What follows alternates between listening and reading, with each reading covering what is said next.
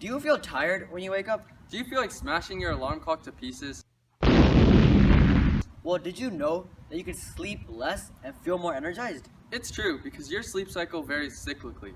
To calculate when you should wake up, all you have to do is graph your sleep using a cosine function. Before you start your venture to more energy, you need to figure out how long your average sleep cycle is. For most people, this is around 2 hours. If you want a more personalized number, all you have to do is download our app, Sleep Time, on your Apple Watch. This app monitors your heartbeat throughout the night and is able to determine how often you enter REM. Using this information, our app will be able to determine how long your average sleep cycle is. Now you know how long your sleep cycle is, let's get graphic. First, we need to define our variables a, b, h, and k. Our x-axis will be time, and our y-axis will be grogginess level from a scale from 0 to 10. For our purposes for calculating grogginess throughout the night, our a will be -5, and our k value will be 5. This gives us that 0 to 10 that we were looking for. Your b value can be found using your sleep cycle length, which is also the period. You need to use the formula period equals 2 pi divided by b to find the b value. So, for our person, his sleep cycle length is 2 hours, which leads to a b value of pi.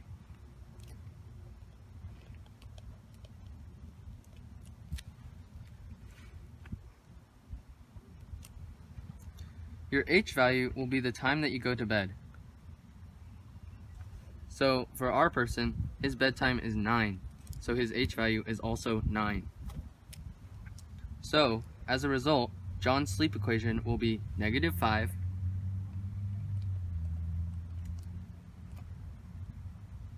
cosine pi times x minus 9, one more parentheses, plus 5.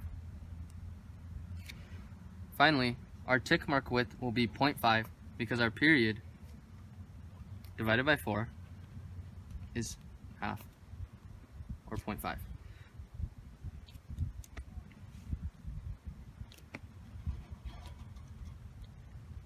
The first tick mark is also the h value, so for our first tick mark it's 9.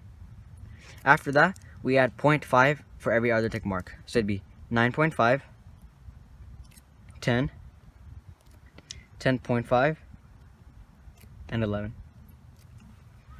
And that would be one period. Now that we have all our information, let's start graphing.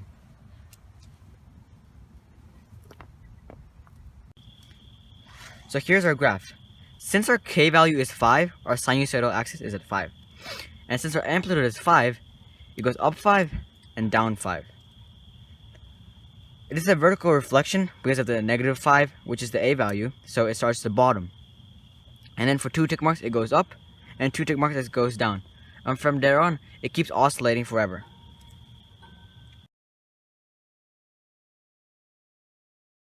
John, our person, wakes up at 6, which is 9 hours later, or 18 on the graph. As we can see, John's grogginess level here is a whopping 10, and this is why he has been feeling very tired in the mornings and missing many days of work. If he keeps up this sleep cycle, he'll continue to feel like crap and get fired. So what should John do? We want John to wake up when his grogginess level would be 0. As it can be seen on the graph, the grogginess level of 0 can be seen at 17 and 19, which is 8 and 10 hours of sleep respectively. These hours are 5 o'clock and 7 o'clock. However, 7 is too late for John, and he would be late to work still and eventually still get fired. However, at 5 o'clock, John would feel great when he wakes up, have more time in the morning, and keep his job. As you can see, graphing out your sleep can make you feel better in the morning. So what are you waiting for? Take out those smartwatches and download Sleep Time.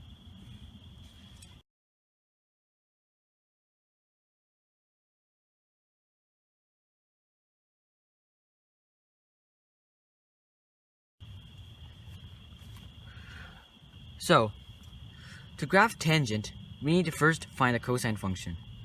So, the a, b, h, and k value for tangent and cosine are the same. So a is just the value right before the function. In this case, it's 10, and so the a value is 3. The b value is the number before x, or integer before x. In this case, it's pi over 2. H is the number after x, which is being subtracted or added. In this case, it's negative 4. But whenever you're finding the h value, you take the opposite of what's in there. So what's in there is negative 4, so the h value would be 4. The k value is the last number, or the constant. In this case, it's 3. To find the periods, for cosine period, we have the equation 2 pi over b. In this case, it'd be 2 pi divided by pi over 2, but it's easier if we just do 2 pi divided by 1 times 2 divided by pi. After we do all the math, the pi's will end up canceling out, and we'll be left with 2 times 2, which is 4. So our cosine period is 4. And for our tan period, we have pi over b, and that turns out to be pi, and in this case again, it's pi divided by 2, but it's easier if we do pi divided by 1 times 2 divided by pi, and the pi's again cancel out, and we end up with 2 for the tan period.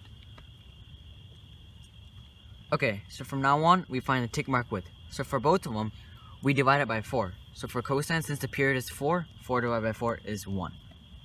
And for tangent, the period is 2, so 2 divided by 4 is 0.5. The first tick mark width is just the h value for both functions, so it would be 4 for both of them. From then on, we can just add the tick mark width over and over again. So for second tick mark for cosine, it would be 5, then 6, then 7, then 8. For tangent, we add 0.5 every time, so it would be 4.5, then 5, then 5.5, and finally 6. Now that we have all the information that we need to graph the two functions, let's start graphing. Okay. To start off with graphing the tangent function, you want to start by graphing the cosine function so you can find the asymptotes. So, to graph the cosine function, we need to first think about how big the tick mark width is. For cosine, the tick mark width is double that of tangent. So we only put a cosine point for every 2 tangent tick marks. As you can see, we skip tick mark right there, and every single one after that. So, the k value is 3, so sinusoidal axis is at 3. The amplitude is also 3, so it goes up 3 and down 3. So from 3, it goes to 6, and then it goes to 0. Since the a value is positive, it starts from the top and then goes down and then goes back up. So the first value is at the very top, which is 6, and then goes to the sinusoidal axis, bottom, back to sinusoidal axis, and to the top. So there's asymptotes for tangent at 5 and 7, because at that point, cosine theta equals 0 in the parent function. Whenever cosine hits the sinusoidal axis, it equals 0. So as we can see, that's where it hits the sinusoidal axis. And since cosine theta equals 0, tangent would be undefined. This is because tangent equals sine theta over cosine theta, and since cosine theta is 0, tangent will be undefined. And as a result, there's an asymptote at 5 and at 7. Now that we have found our asymptotes, we can start graphing tangent. So, first, tangent is always increasing because our a value is positive. So, to start off graphing tangent, we want to start in the middle, or the sinusoidal axis. So, the first point would be at 4, which is the h value. So we start at 4, and the next point would be at cosine's maximum. This is because tangent is always increasing. And then after that, it keeps increasing, but it never hits the asymptote. Mm-hmm. And then after that, what happens is it starts all the way at the bottom, and it increases again, because tangent is always increasing. So the next tick mark would be at cosine's minimum. Then again, it would be at the sinusoidal axis. And right there, that's 1 period. But since we want 2 periods, we keep going. The next point will be at cosine's maximum again, just like the beginning. And then it keeps approaching the asymptote, but never touches it. And again, we start back from the bottom, keep going up, and the next point is at cosine's minimum, and finally it goes back to the sinusoidal axis. So let's start graphing this.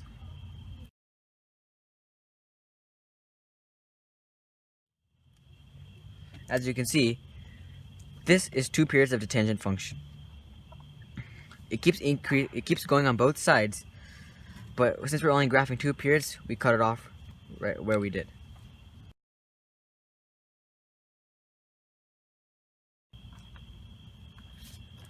So our a value is going to be 2 because that's what's in front of the function. And our period is going to be, or our b value is going to be this 3, which is before the x. And our h value is going to be 5, because even though there's a negative 5 in here, it's the opposite of that. And our k is the last number, which is the constant, which is 3 in this case. And our period is going to be equal to 2 pi over 3 in this case, because that's the b value.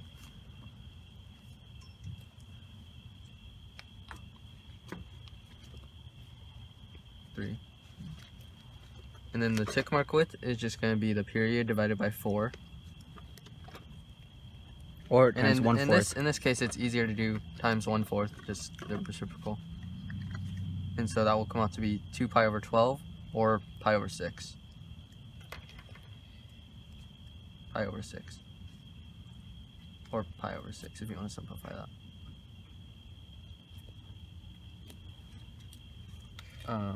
The first tick mark is going to be our h value. And in this case, our h value is 5, so our first tick mark will be 5. And after that, each tick mark after that will add whatever tick mark width. And in this case, the tick mark width is pi over 6. So first, we want a common denominator. So we want the denominator of this to be 6. So that's normally it's 5 over 1. So we multiply 6 on top and on bottom, which would make it 30 over 6. Now we can add pi to that.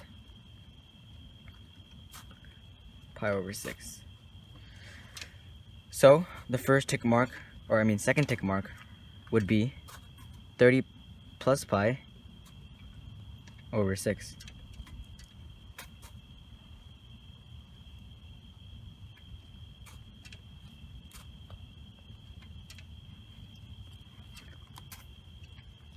And if we add another pi over 6 to that, it would simply just be 30 plus 2 pi over 6. And after that, it would just be 30 plus 3 pi, and finally 30 plus 4 pi over 6.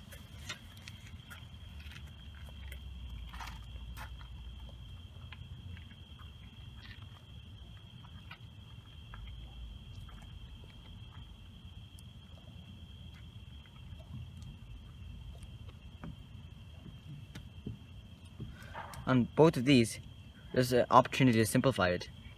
So here it'd be 15 plus pi over 3.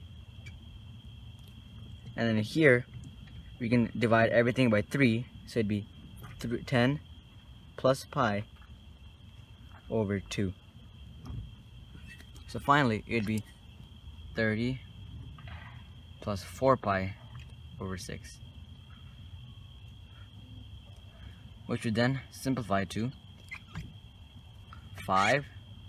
We can divide everything by 2 actually, so it'd be 15 plus 2 pi over 3. Now that we have all the values that we need to graph, let's start graphing. To graph the cosecant function, we first need to graph the sine function. And to graph the sine function, we need to look at our k value, which is 3, and put it at the sinusoidal axis. That's where our sine function is going to start, because its sine starts at the middle, or the sinusoidal axis. And to find the maximum and the minimum of the sine function, we take the amplitude and we subtract it and we add it to the sinusoidal axis. And in this case, it'd be 3 plus 2 is 5, and 3 minus 2 is 1. And then with sine, we go up because it's positive and not negative, and then we go back to the minimum. And then, or we don't go back, we go to the minimum, and then we go back to the maximum, and then back to the middle finally. Okay, now that we have the sine function ready to go, we have to draw our asymptotes. So, as you can see, there's asymptotes at all these points because that's when sine hits the sinusoidal axis. In the parent function, whenever sine hits the sinusoidal axis, it equals 0. And so, since cosecant theta equals 1 over sine theta, at that point, cosecant theta would equal undefined. And as a result, that's why the asymptotes are there. Now that we have that, we can start graphing cosecant. So, cosecant only touches the maximum and the minimums of sine. So what happens is, first, it starts off decreasing, it hits the maximum of sine, and it starts increasing again. So it would be like a U. Next, after that, on both sides, it's approaching both asymptotes, but it never touches it. And then after that, on the bottom, it's increasing, touches sine's minimum, and then goes back to decreasing. So it's like an upside down U here. And then finally, that's one period of cosecant. So we just repeat that same phenomenon one more time.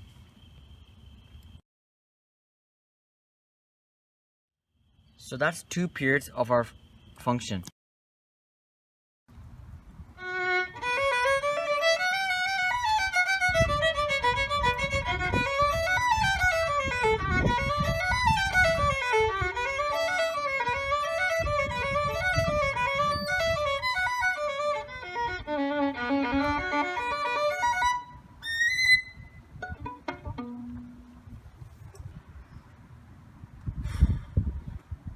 Why do I sound so bad?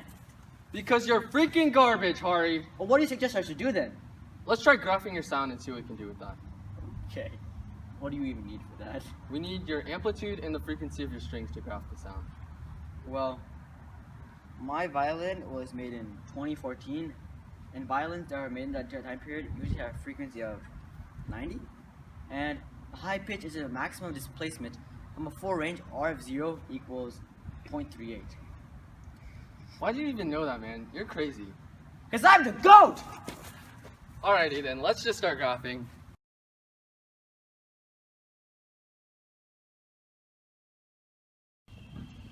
Okay, so for the A value, we got 0.38 because the maximum amplitude, the maximum displacement of Hari's violin was 0.38, as he stated. So because of that, we put 0.38 where the A value goes. And for the B value, oh, and then we have the sign there because this is a sine function. And then we draw the parentheses, and then we have this 180 pi we got from B because we knew that the frequency was 90, and we plugged that, or we used that 90 in the equation, the absolute value of B divided by 2 pi, which is the equation for frequency, and then we multiplied the 2 pi times 90 and got 180 pi is B. And then so we put that in for the B value, and then we put that into the equation. And then we got H because Hari, we got H is 5 because Hari didn't start until 5 seconds later. And then in the equation, it'd be -5 because it's the opposite. So Hari's violin was tuned 2 hertz above the normal pitch. So his K value is 2, which can be seen right there. And so for the period, we use this equation 2 pi divided by the absolute value of B to get, and then we put that 180 pi we found with the frequency equation, and then we do 2 pi divided by 180 pi, cancel out those pi's, we get 2 divided by 180, which simplifies down to 1 divided by 90, so we put that into the period table, period, and then for the tick mark width, we have this 1 divided by 90, and we divide that by 4, or we multiply it by the reciprocal 1 divided by 4, and get 1 divided by 360. Now we got that, we take the first tick mark, which is just the H value. The first H value, or the H value is 5, so the first tick mark is 5. If you want to find a common denominator, it would be 1800 over 360. Next, we just add the tick mark width. So it would just be 1801 divided by 360, and the next one would be 1802 divided by 360, but if you simplify it, it would become 901 over 180. And the next one would be 1803 over 360, or 601 over 120. And then finally, 1804 over 360, or 451 over 90. Now that we have all our values, let's start graphing. I don't blame you. So, first, we want to graph this function. So to graph this function, first we need to know the sinusoidal axis. So the sinusoidal axis is the k value. The k value here is 2, so the sinusoidal axis is also 2. Our amplitude is 0.38, so we add 0.38 and subtract 0.38. And we start from number 5 because that's our h value. It says -5 here, but we take the opposite of what's in there. -5 is the same as 1800 over 360, so we start at 1800 over 360. Sine functions start at the sinusoidal axis, so we start from there. So 1800 over 360 is at 2.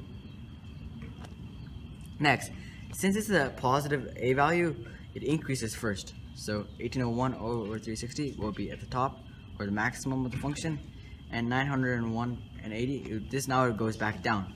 It comes back down to the sinusoidal axis, and in here, it goes all the way down to the minimum. And after that, it goes back to the sinusoidal axis. That's one period. After that, this whole thing repeats. So again, it goes to maximum, the sinusoidal axis, the minimum, and back to sinusoidal axis. So let's connect the dots. And it keeps going on both sides.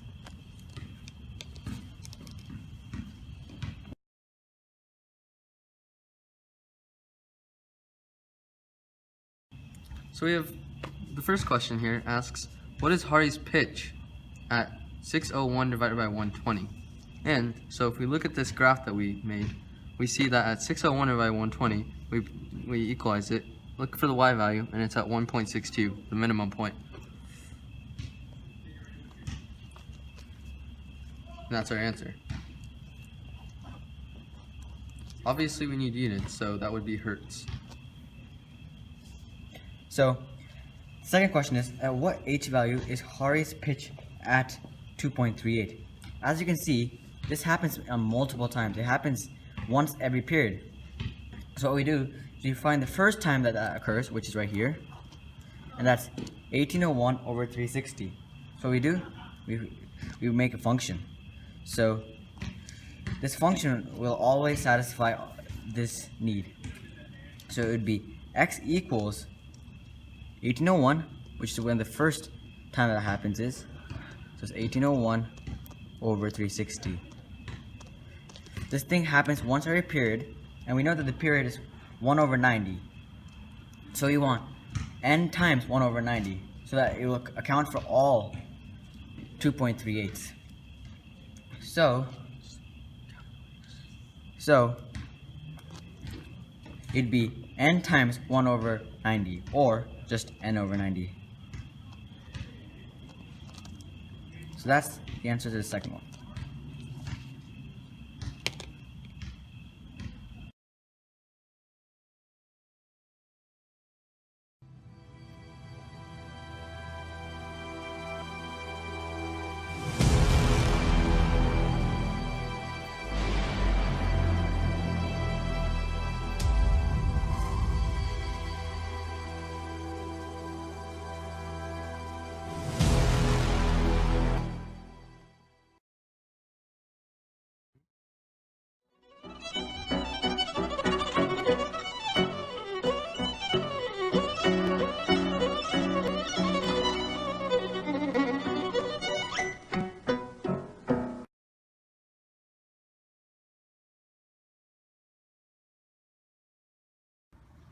Okay.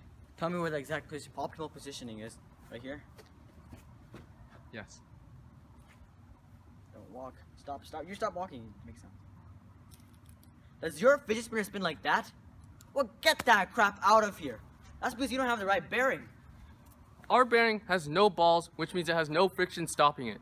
That's right. No balls. Our bearing spins at 100 miles per hour. That's right.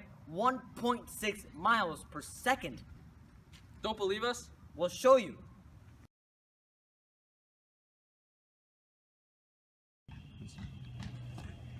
So, our bearing spins at 1197 radians per second.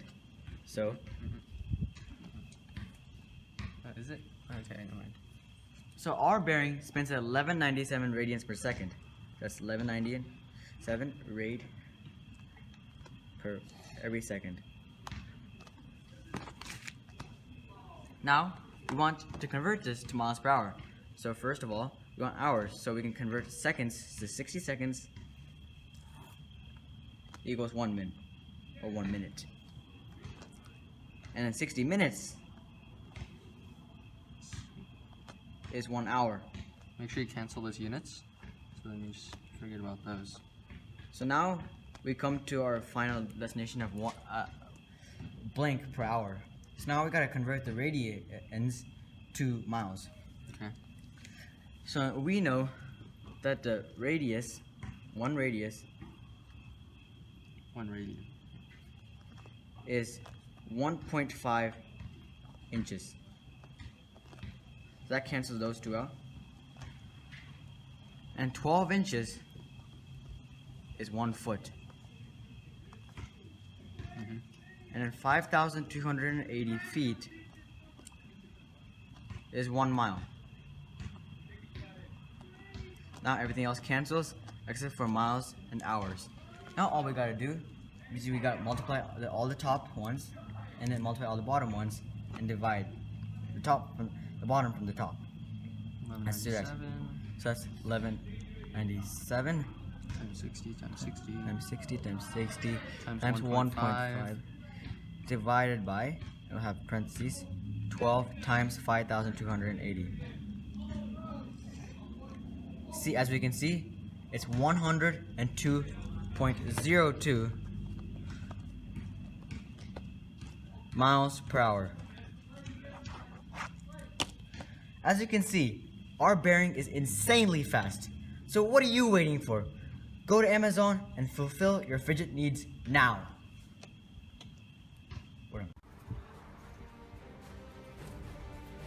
Ari, what are you doing? About what? I think I broke 2 times. That's insane. No, right?